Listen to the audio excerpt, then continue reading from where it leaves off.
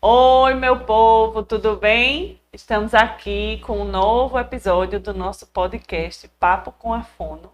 A Fono sou eu. E hoje eu chamei aqui para conversar comigo uma amiga querida, doida igual a mim, doutora Flávia Chaves. Ela é pediatra e neonatologista. É minha amiga, os filhos da gente são amigos, a gente tá em casa aqui, a gente vai conversar um pouquinho sobre bebês, sobre desenvolvimento infantil, em especial sobre a prematuridade. Seja bem-vinda, amiga. Obrigada, Tati, pelo convite. É sempre muito bom conversar com você. E vamos lá, manda abraço. Então, a gente... Falar é com a gente. É mesmo, é. Agora vocês se segurem, viu? Porque as bichas conversam aqui. O mês passado, né, novembro, foi o mês da prematuridade, né? Eu confesso a você que eu não sabia, mas aí eu acho que no teu próprio Instagram eu vi que era o mês da prematuridade. Você divulgou um monte de foto com as crianças, o antes e o depois, né? Tá vendo? Eu acompanho, eu fico stalkeando. E aí eu queria que você falasse um pouquinho sobre a importância desse mês, né, da prematuridade e sobre o que é a prematuridade, enfim. É um mês todo sobre a conscientização, né, do nascimento prematuro, da importância de valorizar esse prematuro, né? Então, a gente foca principalmente no aleitamento materno, que a gente precisa muito de doação de leite materno para esses bebês prematuros, né? Que as mães passam por várias situações, dentre elas não conseguem amamentar o bebê, que o maior estímulo é aquele bebê ir ao peito e ele não consegue ir ao peito, por vários motivos. Então a gente precisa dessa doação também. E conscientização de que a mulher ela precisa ter aquele acompanhamento, um pré-natal bem feito. E saber o porquê, o que levou aquele bebê a nascer prematuro. Um bebê prematuro, um bebê que nasceu com menos de 37 semanas. Um bebê prematuro extremo, que nasce entre 24 e 30 semanas e 6 dias, que são os bebês que têm maiores chances de ter sequelas no futuro. Os moderados, que ficam ali de 31 a 30... Ai, meu Deus. Nada não, que fica entre de 31 a 36 e 6, e a partir de 37 é o bebê termo. É lógico que existem alguns fatores que vão no desenrolar dessa internação ali numa UTI neonatal, não tem como a gente já dizer para a mãe se vai ter alguma sequela ou não, porque isso é com acompanhamento mensal, né? Com a puericultura. Mas as mães ficam muito apreensivas, né? Querendo que a gente já responda, que a gente já fale ali na hora, e não tem como a gente saber.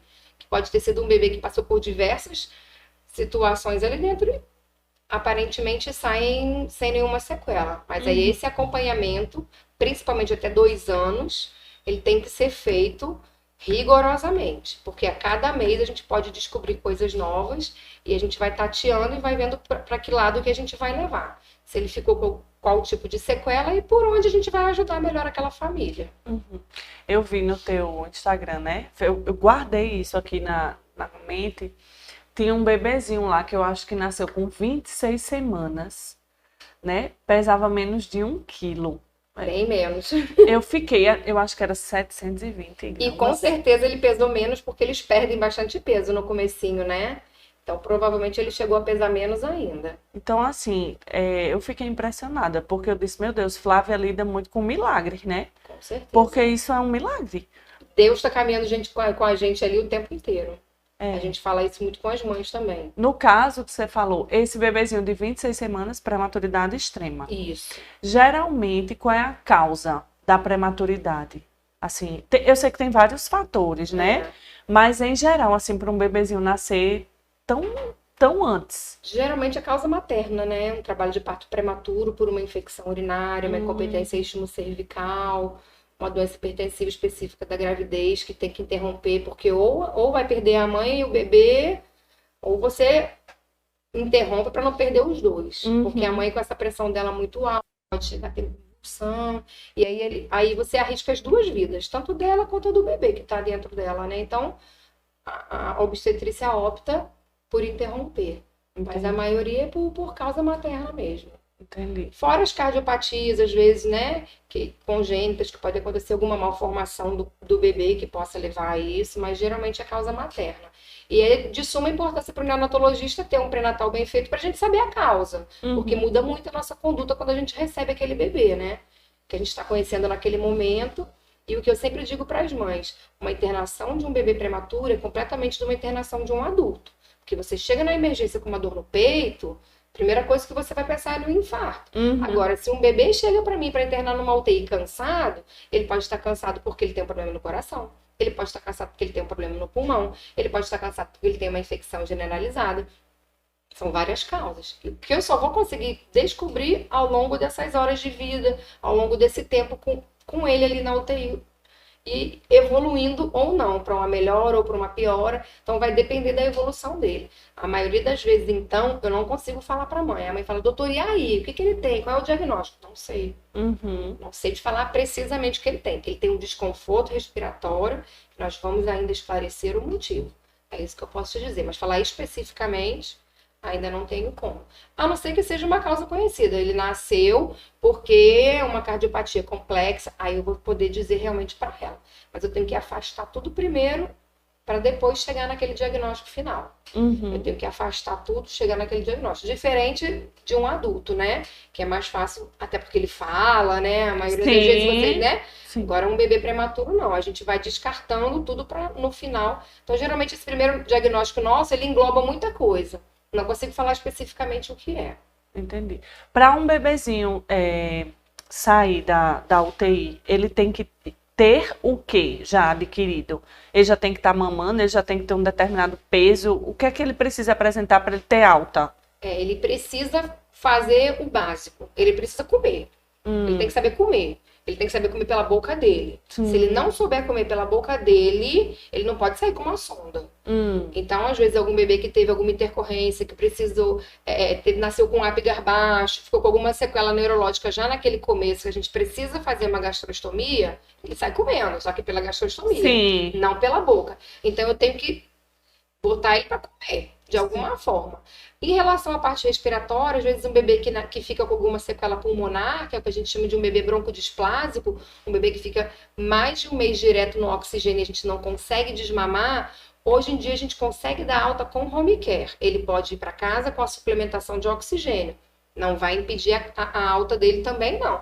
Desde que ele seja um bebê estável. Né? Que eu também não vou mandar para casa um bebê que não esteja estável, que toda hora precisa você ficar ali intercorre, você precisa ficar em... Aí não posso, tem que mandar ele estável. Então tem bebê que nasce com Apgar baixo, que já fica com aquela sequela do começo da vida, que a gente já sabe que está com aquela sequela, ele pode ir para casa com uma tráqueo, com uma gastro, vai com home care, fica de boa. Pode ficar com o respirador em casa, mas ele é um bebê estável. Ele consegue se manter, ele consegue fazer a comida dele pela gastrostomia, ele consegue respirar pela tráqueo acoplado ao respirador, mas ele se mantém ali, ele ganha peso, ele tem a vida dele estabelecida.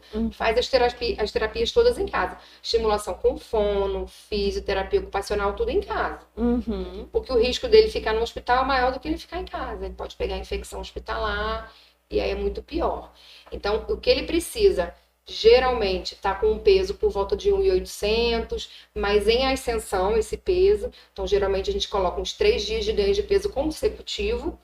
E se for um bebê sem essas sequelas, um bebê que saia sem ter a tráqueo e a gastro, então que ele coma pela boca, ou aleitamento materno, ou até um misto já com uma complementação. Alguma complementação, mas que ele tenha esse ganho de peso satisfatório e já com esse peso em ascensão. Joia. E me diga uma coisa, amiga, em relação a essas sequelas, quando você vai acompanhando, né, as crianças ficam igual todo bebê, né? Vai Isso, todo mês para o pediatra para fazer o acompanhamento. Às vezes, no comecinho, a vai gente mais pede de para voltar. Eu geralmente às vezes peço para voltar até com 15 dias por causa do peso, né? Porque sai com 1.800, 1.900, aí eu já peço com 15 dias para retornar para a gente ver como é que ficou o ganho de peso, como é que tá essa adaptação em casa. Porque uma coisa é estar no hospital, né? Comer ali de 3 em 3 horas, rigorosamente, tal. Agora, em casa é completamente diferente. É tudo novo para o bebê e para a família. Então, essa adaptação, geralmente eu peço uns 15, 20 dias.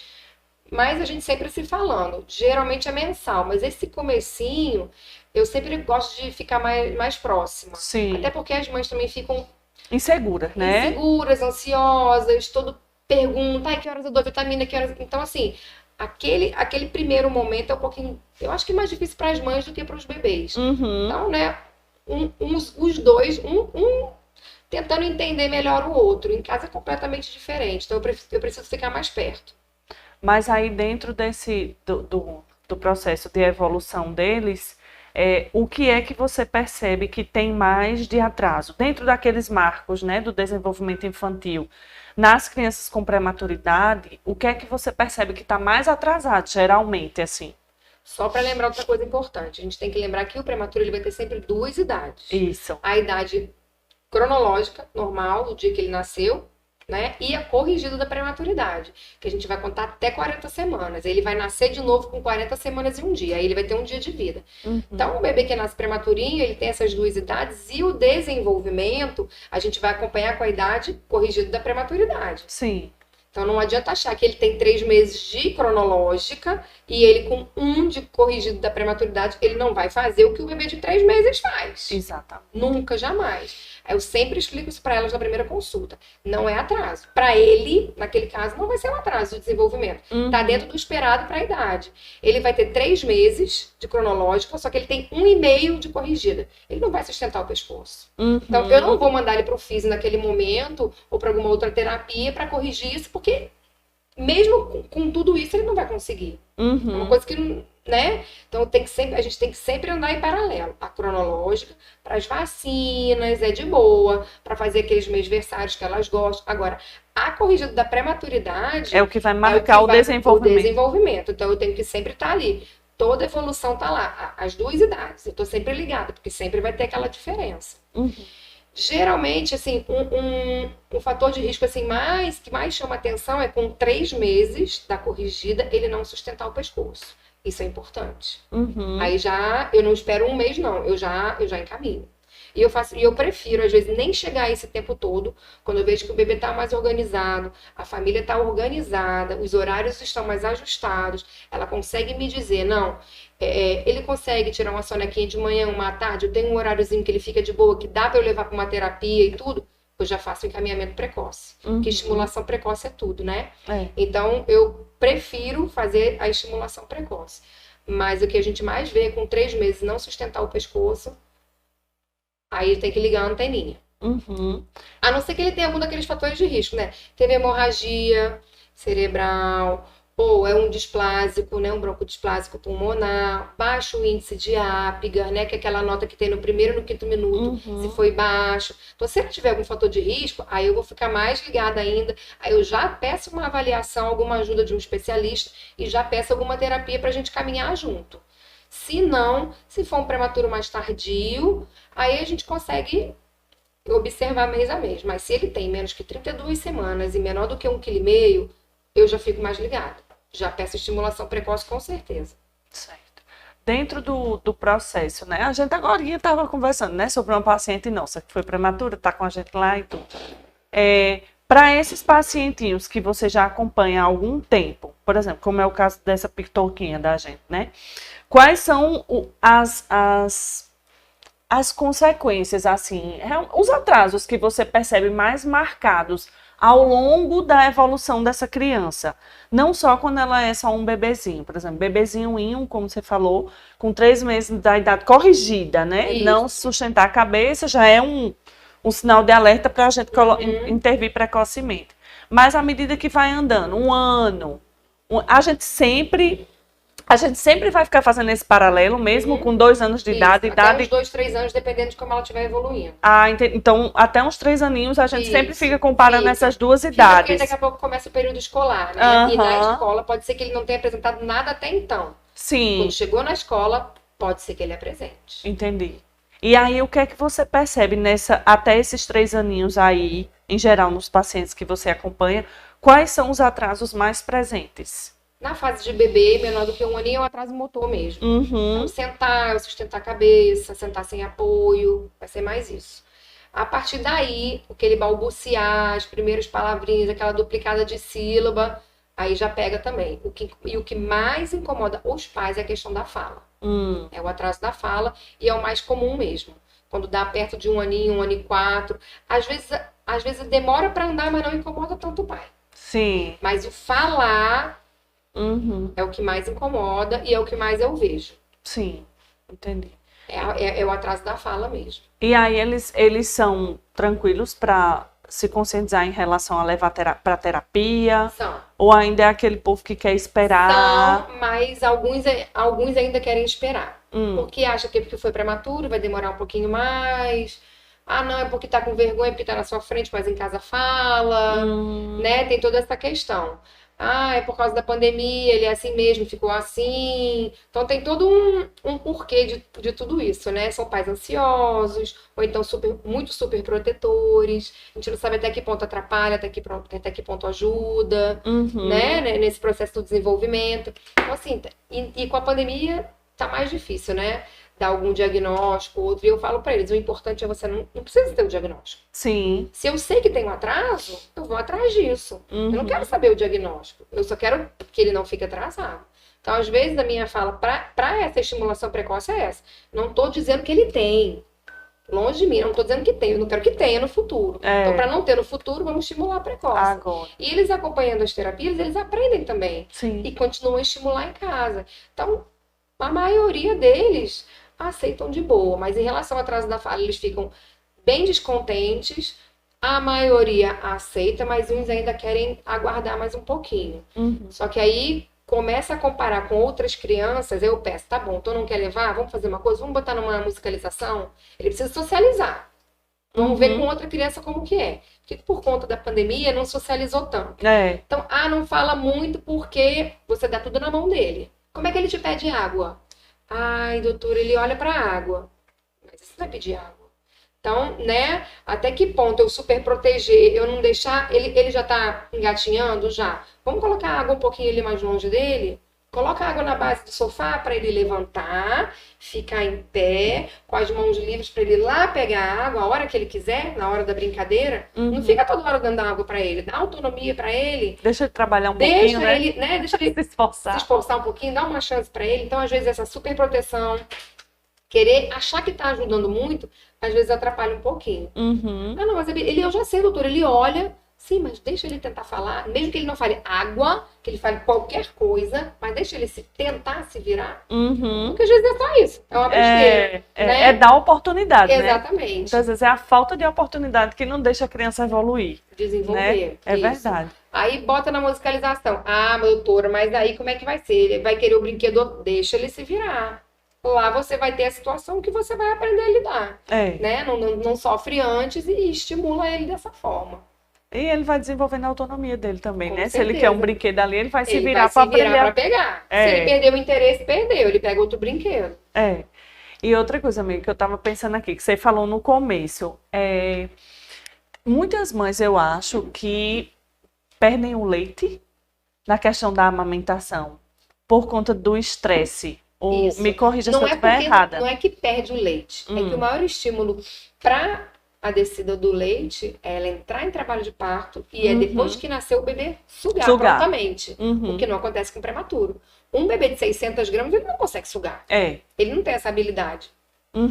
Ela pode ter entrado em trabalho de parto por uma infecção urinária, beleza. Ela vai ter o leite, mas ele não vai sugar. Então, esse reflexo da sucção do bebê ali foi perdido. Porque provavelmente um bebê de 600 gramas, quando ele nasce, a gente já vai precisar entubar ele. Sim. Então não tem esse estímulo. E nem vai ter depois. Eles conseguem. A gente continua estimulando sempre, com certeza. Com certeza. Porque no caso, assim, né? Depois que ele vai conseguindo, enfim, sondou tal, e a mãe vai extrair o leite materno para apresentar para ele na sondinha, né? Isso? E depois vai fazendo esse desmame, ao mesmo tempo que vai colocando. Que nos ajuda também. Pronto. Exatamente. Os fones são maravilhosos, eles nos ajudam muito. Quando a gente vê que aquele bebê está pronto para iniciar, o fono já vai e começa. Essa parte da... Não necessariamente botar no peito exatamente naquele momento. Isso. É um trabalho, né? De formiguinha. Isso. Até porque a nível muscular mesmo, ele também não está pronto, né? Tem que ir com o ganho de peso, né? Com a questão dar essa nutrição dele mais estabelecida, realmente a musculatura e o corpo todo vai respondendo melhor. Mas assim, eu falo porque a gente sabe que esse estresse também muitas vezes causa, né, a dificuldade na amamentação. Com certeza. Às vezes não é nem tanto por conta enfim, né, digamos São que vários fatores. Primeiro, que ela tá indo para casa sem um bebê, né? verdade. Qual é o seu sonho? Você ter o seu filho, você vai para maternidade, com toda a roupinha pronta, você separa a roupa pro primeiro dia, pro segundo dia, pro dia da alta. Aí você chega lá, não vai levar. Vai embora sozinha. Você fica no quarto sozinho e seu bebê numa UTI. Uhum. Então ali já tem essa quebra, já tem esse bloqueio, né? E a amamentação é muito cabeça. É o que eu falo pra elas, né? Tem que querer muito. Mas como elas são muito guerreiras, elas conseguem. Conseguem, né? Porque eu fiz essa pergunta porque eu tive uma amiga que a bebê dela não foi prematura.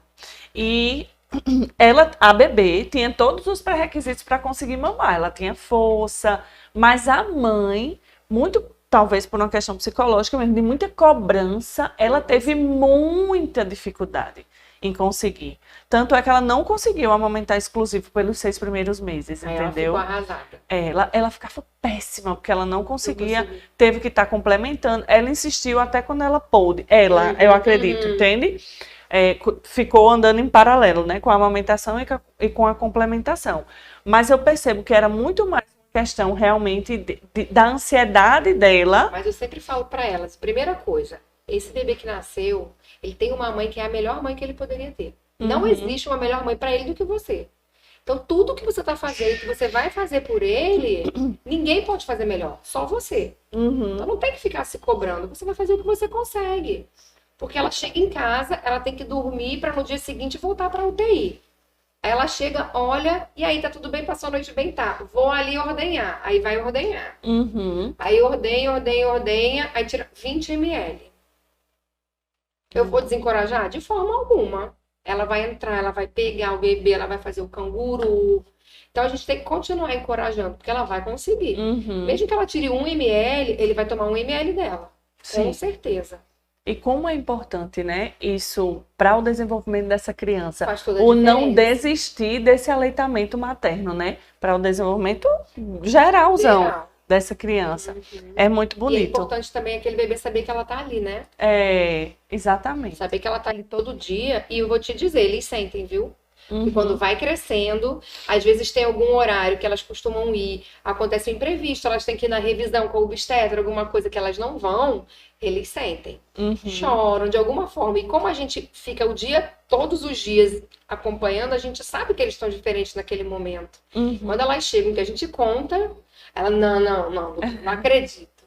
Então, assim, né? É super importante, é o essencial e faz a diferença. E a coisa do canguru é lindo, né? Maravilhoso. Esse pele a pele, assim, essa questão do afeto, do vínculo mesmo, da unidade, né, que se forma entre mãe e filho ali.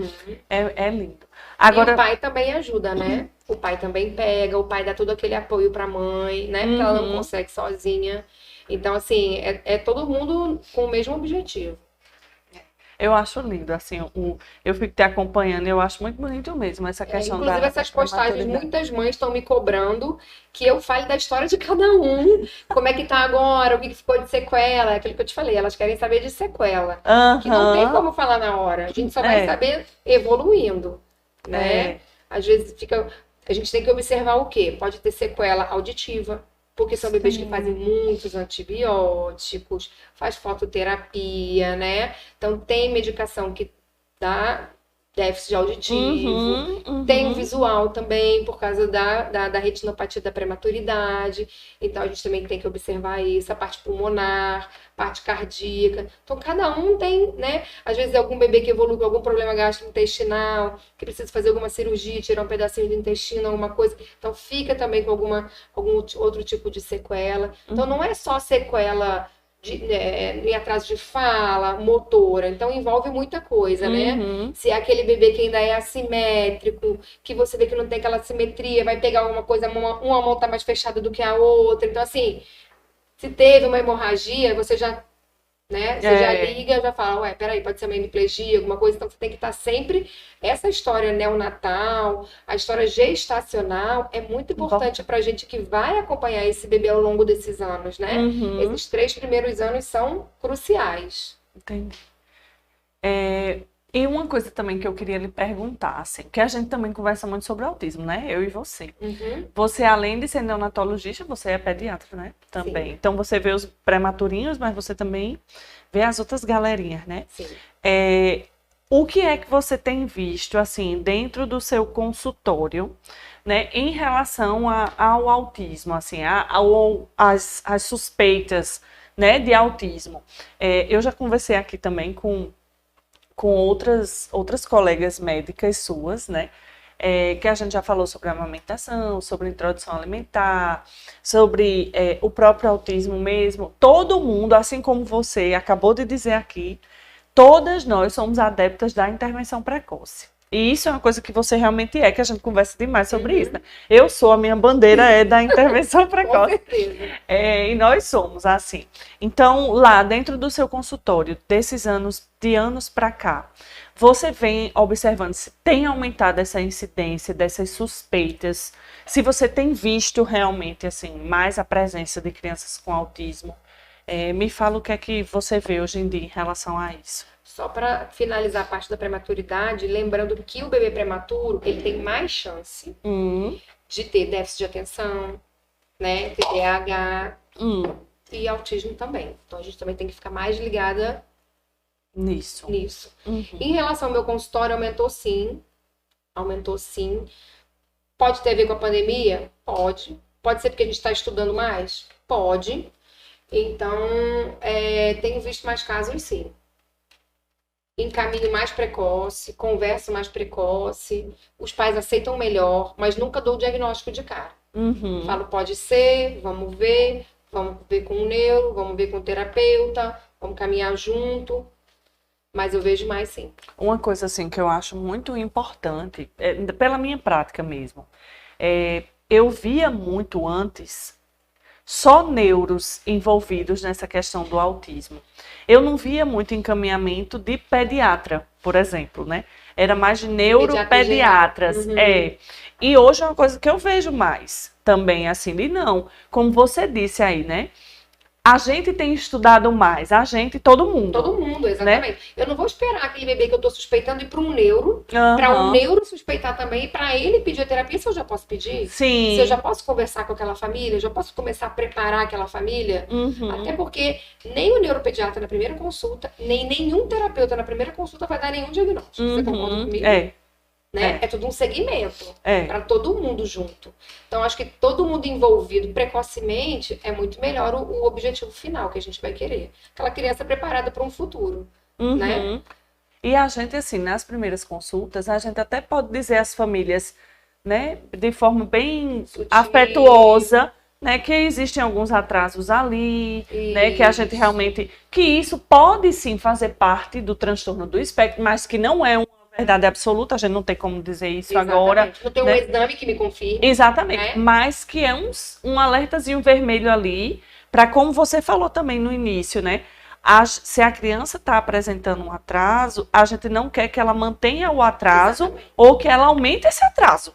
Né? O que a gente quer é que esse atraso suma o mais rápido possível. Por isso que a gente encaminha logo para a terapia. Então, muitas vezes, quando esse pai vem conversar com a gente e a gente percebe essas questões, esses sinais, a gente realmente diz, não, tem os sinais, mas não está querendo dizer necessariamente que a gente bateu um martelo. Mas esse corpinho aí, essa pessoinha já está mostrando que ele está precisando de ajuda, né? Então, vamos intervir logo. Eu acho que o que a gente tem que focar é na palavra diagnóstico, porque eles querem um diagnóstico. E eu sempre começo falando, não precisa do diagnóstico, eu só preciso de um motivo para encaminhar, para ajudar essa criança. Eu não preciso ter o diagnóstico, né? A gente precisa fazer um relatório que justifique aquela terapia.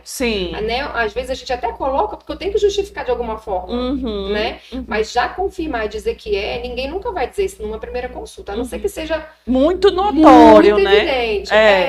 Mas a maioria que tá ali naquele limite, você não consegue. E mais a gente, né, Flávia, que a gente lida com crianças muito pequenininhas. Exatamente. Então, assim, são nuances que a gente realmente quer trabalhar para parar ali com aquele atraso, para que outros não apareçam depois, né? Então, quando vem uma criança, sei lá, para a gente que chega com 7 anos, 8 anos, 5 anos, e às vezes tá bem, os sinais e sintomas estão bem característicos, a gente realmente, Exatamente. né? Mais um bebezinho de 1 ano e meio, É difícil. né? A gente realmente vê os atrasos que podem estar correlacionados ao TEA, né? Ao autismo, mas a gente percebe que o principal não é um diagnóstico, Isso. é realmente tratar o que está sendo mostrado clinicamente para a gente ali. Igual aquele bebê que quando vai ao peito, ele não olha pra mãe. Uhum. Já é um sinal suspeito. É uma suspeita. Uhum. Mas aí eu vou dizer que o recém-nascido, ele é autista. Pois porque é. ele não olha no olho da mãe na hora da amamentação. Exatamente. Né? Então, a gente conversa e tudo, mas é tudo questão de dar continuidade. Por isso, a importância da consulta mensal, da puericultura, de você acompanhar, do seu médico saber toda a história do seu filho. Faz toda a diferença. Demais. Foi ótimo, maravilhoso, excelente. Já acabou, tá vendo? No instante passa. Verdade. Mas, amiga, olha, eu adorei você aqui. Também adorei, como sempre. Eu acho que a gente tem muita coisa para conversar em outros momentos, para você vir de novo. A gente já fez lives maravilhosas, as pessoas adoraram. Falando sobre a questão dos marcos do desenvolvimento, eu acho que é bacana da gente fazer em outras oportunidades. As pessoas precisam saber o que é esperado para as idades, né? E agora sim, o que é esperado para a idade gestacional e a idade corrigida. Então, para que realmente os pais se empoderem do desenvolvimento infantil dos seus filhos, né? E não esperem. Isso. Né? Não precisa não ficar esperar. acomodado. E é como a gente disse, não tem mais aquele negócio, é no tempo dele, é na hora dele, o mundo tá aí. Eu falei com 5 anos, o meu primo falou com 4, né? Tem toda essa... Exatamente. A gente só tá, né, prejudicando ainda mais aquela criança, né? Com 4 anos, uma criança que não fala, quantas oportunidades sociais essa criança já perdeu, né? Pelo fato de não falar. Então, eu queria lhe agradecer muito. Já fica aqui o convite para as próximas, para você se organizar, né? Seguir no Tiver Jogo, porque é o menino que mais joga no mundo. É Guilherme. Se Guilherme não tiver jogo, ela vem. Tem mais compromisso que a gente, Tem, né? minha filha. Maria, toda vez, Flávia, a gente pode conversar para ele? Deixa eu ver na agenda de Guilherme se pode. Mas foi ótimo. Muito obrigada. Obrigada a você. E estou esperando demais. você nas próximas, com certeza. Obrigada, amiga. Tchim, tchim. Tchau, meu povo. Tchau.